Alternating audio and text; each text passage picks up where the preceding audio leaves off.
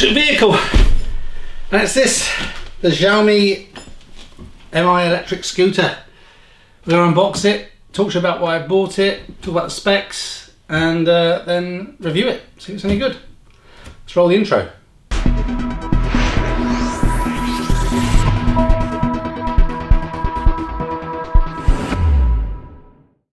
Okay, so if you're a subscriber to the channel, you know I already have an Evolve Carbon GT electric skateboard, and I've been thinking about getting an electric scooter for quite a while, and I saw that Xiaomi, I think that's how we pronounce it, released this Mi 1S scooter. So I decided to pick it up and give it a go. I think it's going to be handy. It's like a last mile vehicle, and just for me, don't always use the car, don't always want to use a skateboard either, so I thought I'd just try something a little bit different. So we're going to talk about the specs as we unbox things, talk about you know, how I plan to use it and kind of what I know about the scooter, and then you know, see what I think of it after using it. So this one here is I guess they call it a standard edition. So it retails around £400. We'll go through the specific specs again as we go through. They do two other versions. One is an essentials version, which is £100 less, and they do a pro version that is £100 more. The only difference between these versions really is the terms, well, in terms of their performance and their range.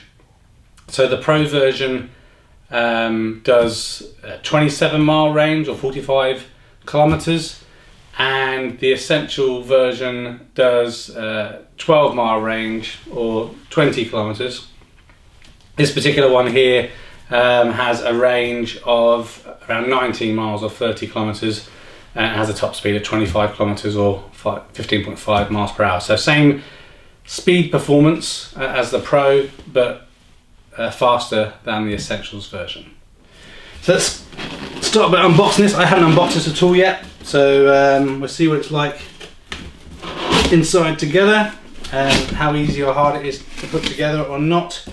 So it says remove the scooter holder, take out the electric scooter, fasten the handlebar stem on the headset, put down the kickstand, attach the handlebar stem, tighten 4 screws, and away we go. So I've got loads of room on this table, so I'll put this a little bit forward for now, and then I'll move the box out of the way once we've seen kind of what comes inside. So a little bit of a box packaging to keep things secure in there.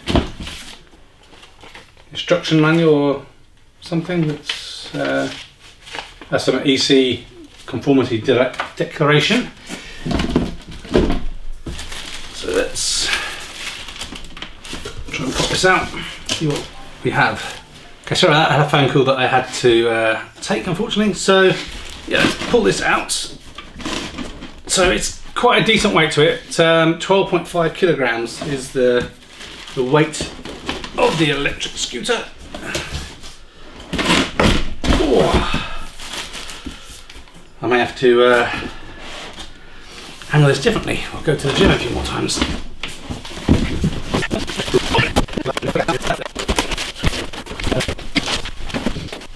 Okay, so I'm sure there's more elegant ways to get it unpacked, but we've done it.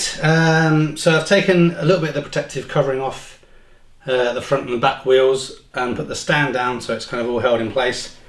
There is a slight little mark on my frame, which I think will hopefully kind of clean off, and we'll look at that in a moment. So in the box we also have a spare tyre and a spare inner tube, which is really cool and was actually unexpected. Oh, wasn't expecting that. Let's put that to one side. And then in here we have a few other things. So I guess this is going to be for the charging plug, so 3-pin because we're here in the UK. An inflator adapter for your pump. A little Allen key and some Allen key bolts, which are for putting the handlebars on by the look of it. We then have the charging box itself, and then we have user manuals in different languages. So let's keep those to one side for now. We'll keep out the adapter, the Allen key bolts, obviously. So we want to carefully take this off, I imagine, or maybe we'll take it off. No, we want to take that off because we need to get to the bolts. Right, so we have a little cable here that only goes in the one way. So we want to put that together. So hopefully you can just see that just here. So that needs to go together. Carefully put this in to here. I'm guessing we're going to want to pop this up into place.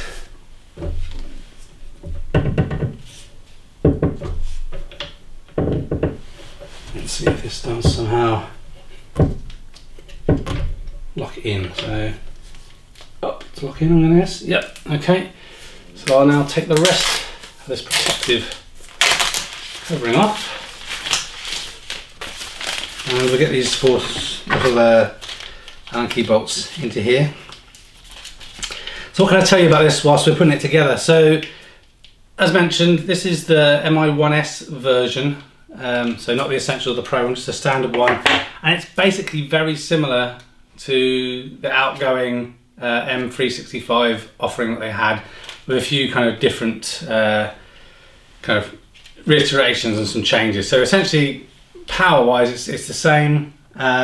It's now got reflectors on the side, front and back, to help with hopefully forthcoming kind of legislation that makes these more legal in different countries, which we'll touch on very briefly as we kind of go through there. One of the things that has changed is the kind of front kind of controls. It's now using the same kind of large screen as the Pro version was on the old M365, which is pretty good. As mentioned before, the weight of it is around 12.5 kilograms. It's not waterproof, but it is IP54 water resistant. As with a lot of these scooters, there are some weight restrictions. So they say that the weight limit is 100 kilograms, so around just over 15.5 stone. And in terms of going uphill, an incline of around 14%. It's one of the things that you kind of want to kind of keep in mind. In terms of this particular unit, so it has a 7,650 milliamp hour battery in there, which is obviously powering the scooter. It's front wheel drive, so it has a 250 watt motor. As mentioned already, in optimal conditions, you should get somewhere between 30 kilometers to 19 miles and a maximum speed in the sports setting of 15.5 miles per hour or 25 kilometers an hour. That's the stats that they say on their website, with the caveat that that's done in ideal conditions with someone that weighed 75 kilograms on a level ground, and that their range was them doing about 9.5 miles an hour, 15 kilometers an hour. So keep those things in mind in terms of what you may expect from your usage. In terms of kind of how it operates, so there's 3 different speed settings. So there's a pedestrian mode, a standard mode, and a sport mode, and we'll talk about the performance of those in a moment. 8.5 inch inflatable tyres, so there's no suspension on this scooter. The suspension comes from the human body and you know, the ability to absorb lumps and bumps in the tyres themselves. The material that it's made out is predominantly aerospace grade aluminium in terms of the whole body. It has 2 braking mechanisms. We'll see in a moment on the top there on the left is a brake lever, and that's doing mainly the rear caliper, which you can see at the back, but there is also electronically assisted ABS or regenerative braking, which helps kind of slow things down, which is really good. And the fact it's done by a mechanical lever, it means it's not you know, zapping anymore the battery. You know, and you can physically provide resistance to kind of what you're doing. Also, It has some built-in lights. So there's a front light, which is 2-watt ultra bright LED light, as well as the rear backlight here, which obviously when the main light is on, the rear light will light up as well. But also independently of that, when braking and slowing down, that light will light up as well, so letting people know, that you're slowing down and that you're there. And in terms of the battery management system, again, I don't know lots about the history of these scooters and their battery management system, but this is a 5th generation battery management system, so hopefully it is going to provide some longevity in terms of kind of making this scooter last a while. And I'm assuming that if you really needed to, you can change out the battery. The padding here is nice rubberized padding for your feet, so should be pretty grippy. And obviously if you do get caught out in the showers, again, this is water resistant, but hopefully that's going to mean you're not going to slip off as well. Another one of the changes I noticed over previous versions is the rear mud guard. It now has these kind of metal brackets on the side to stop it kind of flapping and rattling around a bit, which I think will be nice and helpful. And then another element that is good is obviously the fact that this does fold down. There's a little rubber covered connector here, so when you fold this down, let's see if we can do that now, it should connect up just on the back of where the bell is, and then that means you can kind of lift it up and transport it easier in your vehicle. Again, it is relatively heavy. You don't want to lift it up by this, you want to lift it up by the bottom, or you can just roll it along. So pretty cool, but that's it kind of put together. So I think what we need to do now is kind of move it off the table so we can have a better look around it. Talk about some of the features up here we can't really see so well on the camera at the moment. I will mention again about the speed. So as said already, it's got those 3 modes. So pedestrian mode is pretty damn slow, and so top speed is 5 kilometers an hour, which is about 3 miles per hour. Standard mode, top speed is 20 kilometers per hour, which is around 12.5 miles per hour. And in sport mode, the top mode, so you can get the maximum speed of 25 kilometers per hour. So that's about 15.5 miles per hour. So let me move it out of the way. It's got a good weight to it. I don't think you want to carry it up a load of flight of stairs, but you easily will be able to. There's obviously an app as well that you can connect to get kind of performance information and mileage and whatnot, so we will set that up as part of the video as well. But that shows you just how easy it is once you get it out of the box to put it together, secure those bolts, and then let's move the table back and yeah, see what the rest of it looks like. Okay, so I've moved the scooter off the table. A couple of good first impressions. As mentioned earlier, good weight to it, so it feels substantial. Feels a little bit front heavy, which is to be expected because obviously the motor is in that front wheel, so you're not going to be doing loads of wheelies, but that's obviously not what this is for. The kickstand is nice and smooth, goes up and down really easily, and it feels kind of nice and sturdy when you're on it, so it feels like it's going to be a nice riding experience. As mentioned, on top of the handlebars, I haven't taken off the protective covers yet, which I will do in a moment before we move the camera, but nice rubberized grips. Left hand, you've got your mechanical brake for the rear caliper. We have the bell, which also doubles up as the bracket for holding it down into the rear mudguard. So, and then obviously this main larger screen, which as mentioned, basically has been taken from the M365 Pro and put onto this Mi1S model. So we're going to switch cameras and kind of turn this on for the first time, see what it looks like, and then once we finish that bit and the weather dries up, we'll take it on the road to give you some impressions. Okay, so we've switched camera. These grips really do feel quite nice, and I like the Xiaomi logo on the end there. So a couple of things it mentioned in the little stickers that I took off. One is to make sure that it's obviously charged and the firmware is up to date before using. Also make sure your tyres are fully pumped up to 50 psi and not to kind of exceed that 100 kilograms load. So I haven't looked through the manual, so we're just going to see kind of how things go when we turn stuff on. Oh, that's a quick startup. Don't know what the beeping means. So a couple of things that we can see here, and we have to see why beeping is occurring.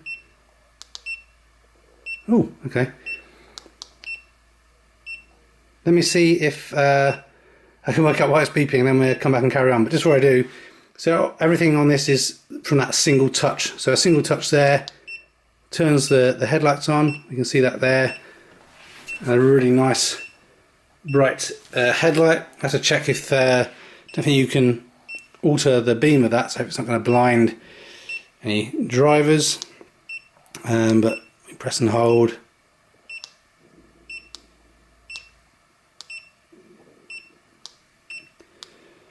Damn it, that's to read the manual. Okay, so the reason for the beeping was basically that the scooter hadn't been activated. So I had to set things up with the app, which is pretty straightforward. You do need to have an account, obviously with Xiaomi, or however you say it, which is pretty straightforward. From a scooter perspective, anything I didn't like is maximum of 16 character password and no special characters.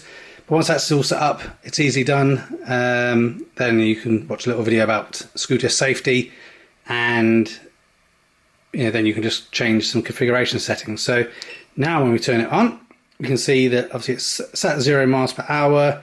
I've changed it to miles per hour as opposed to kilometers per hour. This is showing me obviously current battery status. We are going to plug in and charge in a moment. A single tap turns the front light on, as we saw earlier, and the rear light. You can set it so the rear light is always on if you like, but no real need for that. And obviously if you put the brakes on, then we have the flashing light function. So that all works pretty well. To change the speed settings, we basically double click. So now we're in the performance mode, back in pedestrian mode, and then into normal drive mode. Obviously I put the light on again as well. So the accelerator won't do anything until it's up to around 5 kilometers per hour speed, is my understanding. So we can't do that in the cave. We are going to have to go outside, and it's currently lashing it down with rain. So we'll wait a little bit longer. I'm going to take this moment to put it on to charge. So the little charging block underneath is pretty easy to use. It's a little rubber cover that's got a little bit of a magnet on it to help kind of keep a bit of water ingress out. But yeah, looking forward to putting my helmet on and trying this thing out.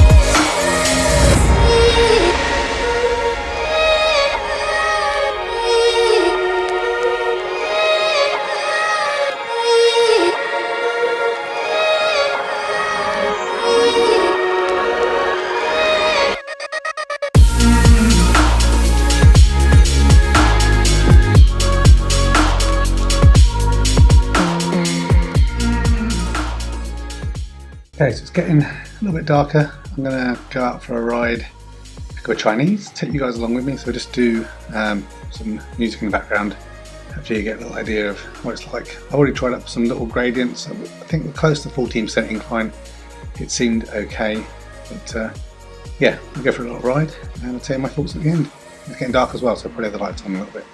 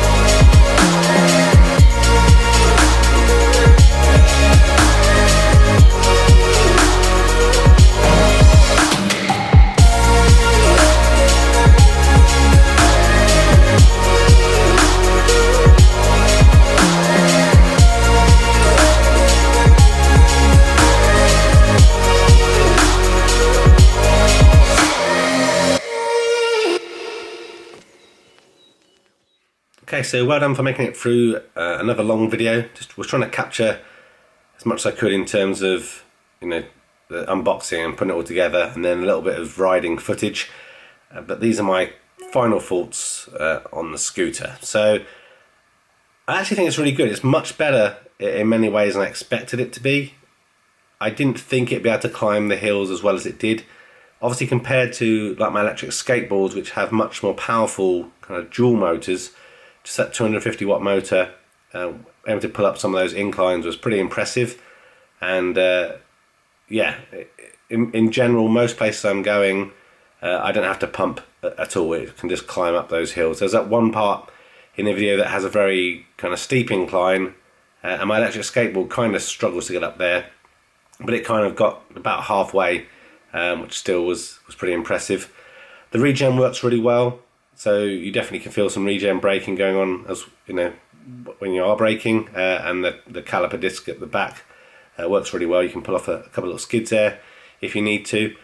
The lights are really bright at night time. I'm not sure quite how well it comes across on the video, but I was really impressed actually, both how bright it is and also the positioning of the light. It really is good in the right place that you need it.